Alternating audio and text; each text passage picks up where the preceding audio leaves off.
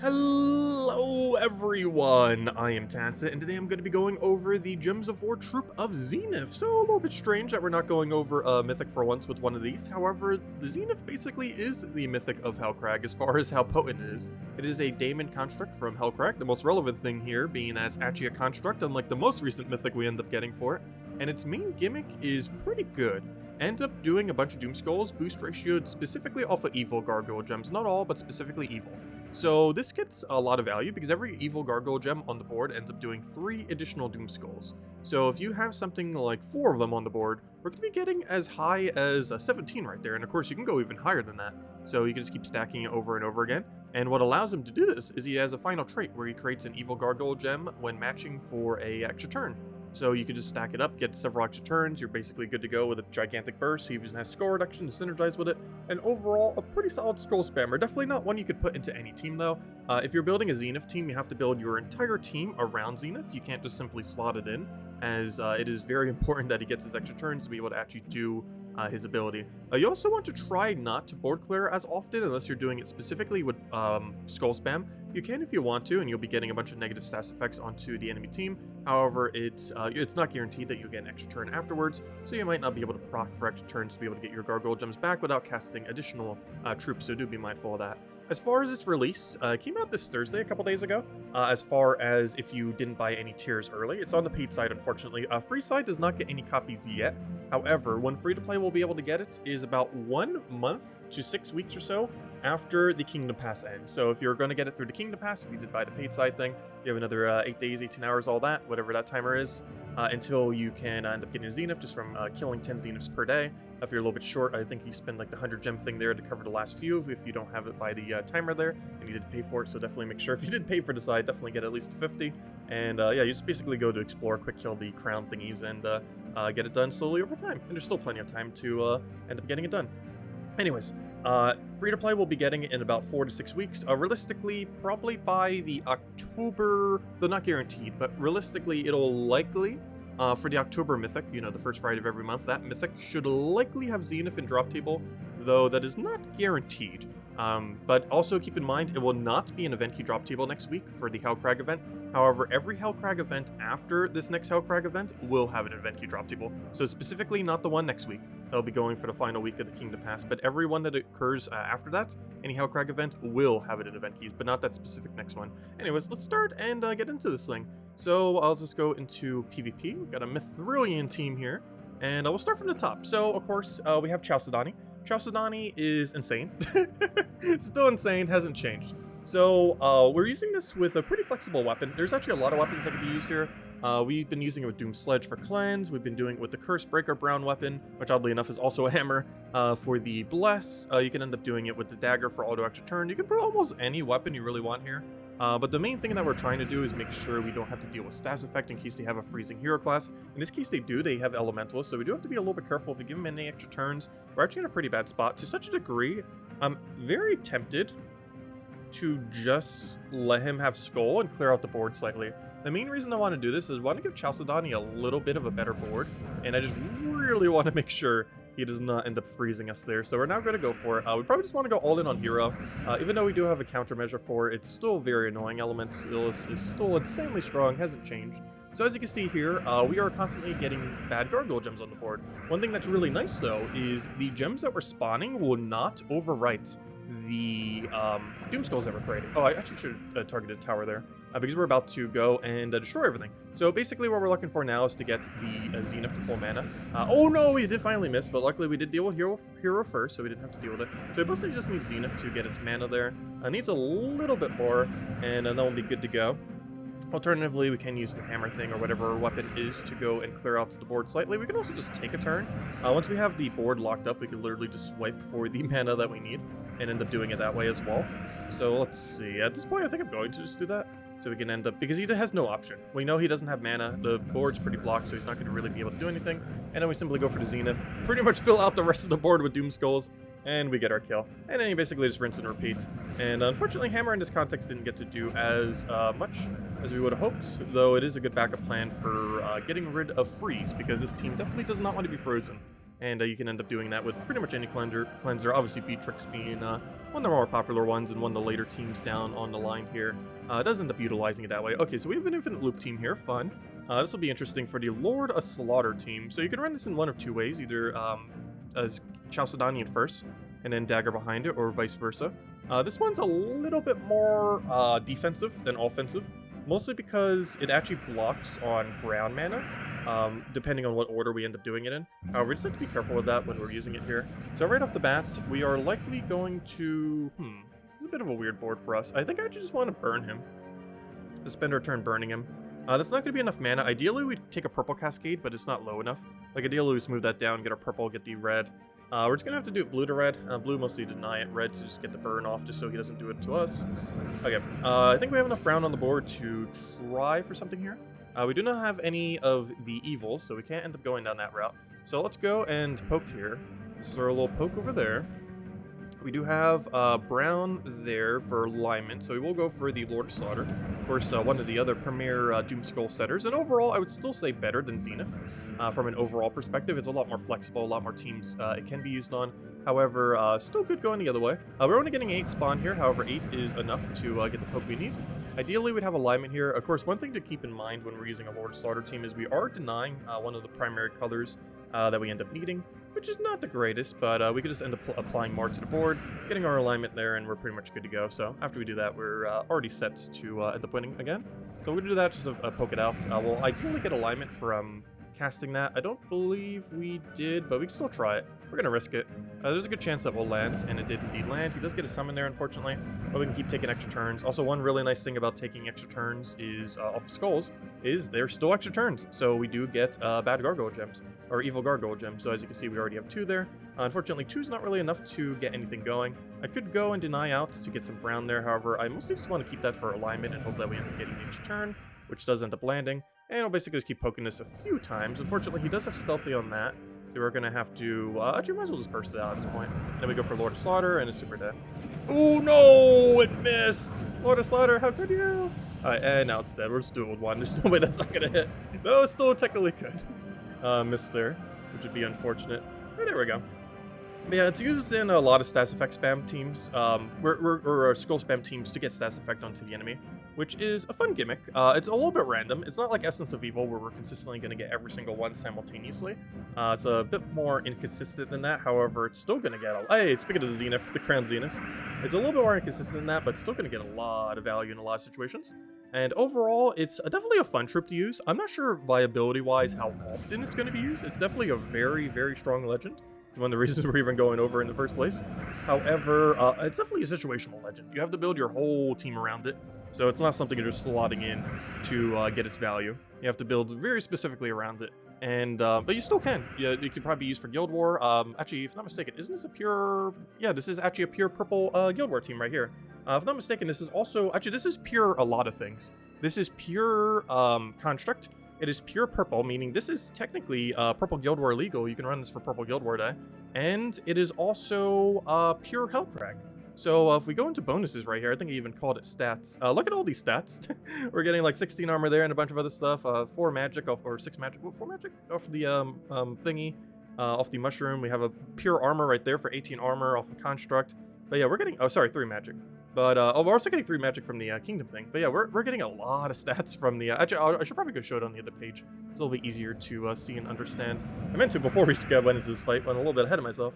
But anyways, we're basically doing the same premise. Instead of Chalcedony, we're using Stone Slicer. I know some people don't have Stone Slicer. We pulled on one of our streams, and it looked like about half of people didn't end up having Stone Slicer.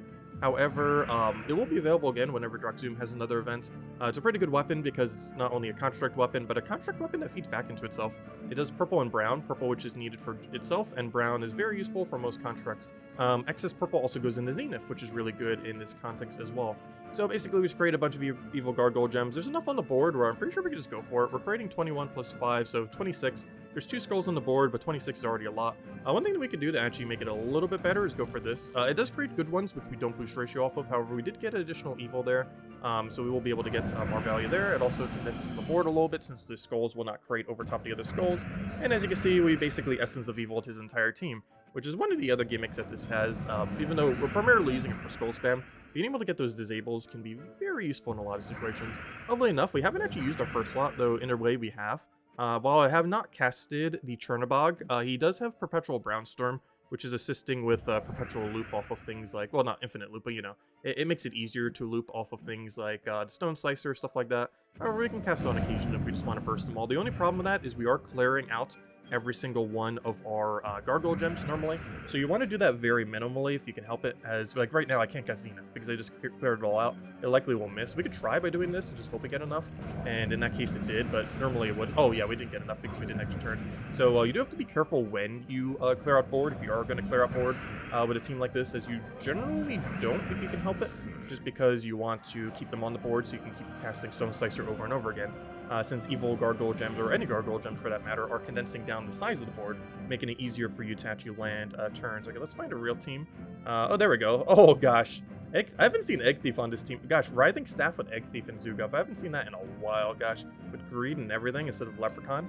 This is a very old meta team. Still really good, though. It hasn't changed. It's still really good, but, was this before Leprechaun days? I'm pretty sure this was before Leprechaun existed, isn't it? I don't remember for sure. But this is a super old meta team, gosh. Anyways, so here we're going to be going with a very similar premise, actually, to the other one. This one actually is basically just a Beatrix version. This one's also a bit more of pretty much our cheaper team, mostly because Beatrix is really easy to get. This was just available like the other week, so a lot of people probably have it laying around compared to like Stone Slicer and stuff. Eternal Sentinel, you do get one free copy on the 45th tier, but then again, if you have Zenith already, you already have it anyways. You already probably have it maxed. And of course the Zenith itself. Anyways, let's go run it with this. So this one's more Queen Beatrix focused, of course. I'm gonna try getting that down. We don't have as much of a loop, mostly because Queen Beatrix is not the most consistent at times, that's for sure.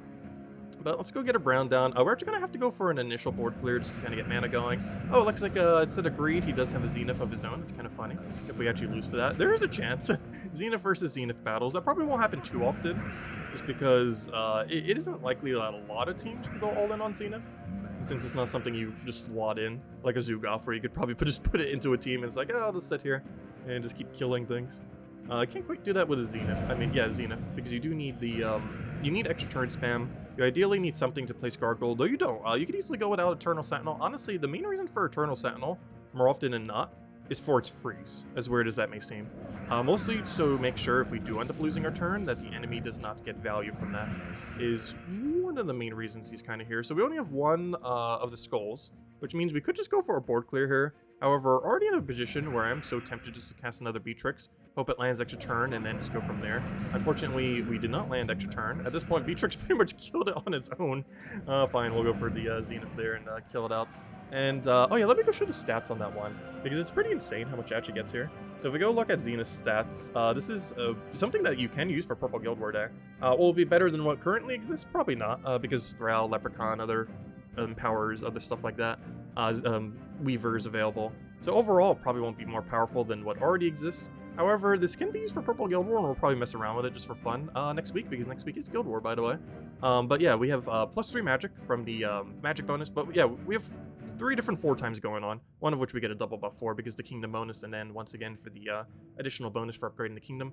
But anyways, we have a magic, we have another magic into some durability, we have nearly a pure durability and some few other stats, and we have the construct bonus. And in total, that is coming down to, gosh, a lot of stats. 6 attack, 6 magic, 14 HP, and 42 armor. So that's also why our armor is so high. Unfortunately, we don't have anything to armor boost ratio off of with a team like this. But gosh, it's a lot of stats. And that's just for the team that we're using. Like, if we click on a different one, we're not going to be getting nearly as many. Like, if we look at this, we're still getting some. But we're not getting the full amount, because we're not running pure color, though it's close to pure brown, but obviously a Zenith can't be used in pure brown. But also because we're doubling up on the Chalcedony, it doesn't have 4 times for the kingdom. So even on these, we're still getting a little bit of stats. There's nowhere near as much as the 4 times, the 3 times 4 times, if that makes sense. So 3 different 4 times on the other one. Anyways, let's go show this one again. Actually, let me go show with dagger, because this is what I originally did it with. And it speeds up the mana accumulation a bit. I just didn't want to show like necessarily a double dagger one. But I will put the dagger back here just to show it. The copy piece in the description for all the teams will show it with the hammer. However, let's show it with the dagger, since we didn't actually do a go with it for this video here. So let's go and take some brown here. Take that over. Take a red. Go and throw down a Chalcedony here.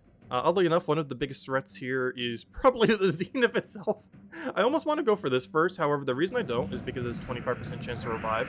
And if I go for it and then it just revives, it's going to be problematic. We likely wouldn't lose because of that, but, you know, it'd still be somewhat annoying. We have enough evils here that I'm just going to go for it. Get a bunch of stats effects. Always great to see that.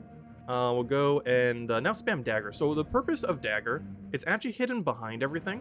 So we can just use this, have the Chalcedonies already ready to go, feed back into themselves, not blocking at all like the other team. And then we could just keep spamming this. And this will get... We can also deny green to get mana. So like right here, if we were using Hammer, we would not be able to get purple right here. However, if I want purple, I just do this, boom, and now we get purple, and now we have full mana. So it's a little bit easier to get full mana. The only problem with this team is if they have any amount of freeze, we're in trouble. Oh no, I'd overripped the gem I was about to go take, which is sometimes a problem, but normally not too big a deal. But yeah, let's go for another one. But yeah, this team really hates freeze. Luckily, this enemy team right here does not have freeze, or got overwritten, so it doesn't have freeze anymore. However, if we get a single freeze on us, we're kind of out of luck, which is unfortunate. He does not get to revive those, that's good. And I guess we just go for this, that will hopefully be enough to kill it out, and it is. We get our Zenith kill. But yeah, that is Zenith. Overall, a really, really solid legendary, and among one of the better skull spammers, particularly for a non-mythic version. It does have the big downside of having two inconsistencies. One is the stats effects that you actually get off the gargoyle gems, because normally you want some of the better ones, like Entangle, Silence, maybe even Curse to keep everything longer, stuff like that. Anything that can really disable out the enemy, but sometimes you're going to get really useless ones, like a Bleed, a Poison, you know, stuff like that. Burn even, because most of these teams aren't going to have anything for burn boost ratio. So it's kind of a gamble, and if you're going to get anything off the negative stats effects, it's not like Essence of Evil where you just plop it down. It's like, oh, consistent all negative stats effects. You do have to get quite a few, and even then they can still overwrite, because it does, you can get a negative stats effect that the enemy already has. So let's say they are already burned. It is possible to burn them again, which isn't really beneficial unless Bleed does it, and even then, Bleed's not really that good. Even at a 10 stack, it doesn't do too much. But the other big downside of Xenith is you do have to build entirely around it. It is not just like a plop-in troop, like a Beatrix, like an Exploder, like a Mana Accumulator, and a Power. You have to actually build entirely around it. Your whole 4 team, or at least 3 of your 4, essentially have to completely commit into the Zenith build in order for it to really function properly. It's not just something that you can slot in here and there and have it work, as just having a Zenith in a random team is probably going to be worse than a lot of the other legendary skull spammers. But when a team is properly built around it, especially a pure construct team and other similar things, it can get a lot of value. Hopefully, once daemons have 50% mana start, we can kind of mess with something in that regard, as it is also a daemon and might have some other synergies there, especially since a couple of the other evil gargoyle gems, or just gargoyle gems in general, are actually under the daemon typing as well, so we can end up getting some value there. However, that is for later. One other thing that is for later is double Zenith. So double Zenith realistically isn't really that accessible until free-to-play ends up getting it in about 6 weeks. Theoretically, it's possible with like the $50 bundle, and then, you know, if you paid $8 for the pass. However, I'm pretty sure most people aren't going to bother spending $58 just to have double Zenith early. So realistically, double Zenith will be available when free-to-play ends up getting access to it, which realistically is about 6-ish or so weeks after the final week of the current Kingdom Pass. Anyways, guys, if you still have any other questions, feel free to leave it in the comment section below. Best of luck in getting the Zenith, as far as finding all the crown things, if you're still trying to do the last of the grind. If you want any of the team codes, they're all in the description below, so feel free to copy-paste any of them. Anyways, guys, thank you so much for watching, and I'll catch you guys later. Bye, everyone.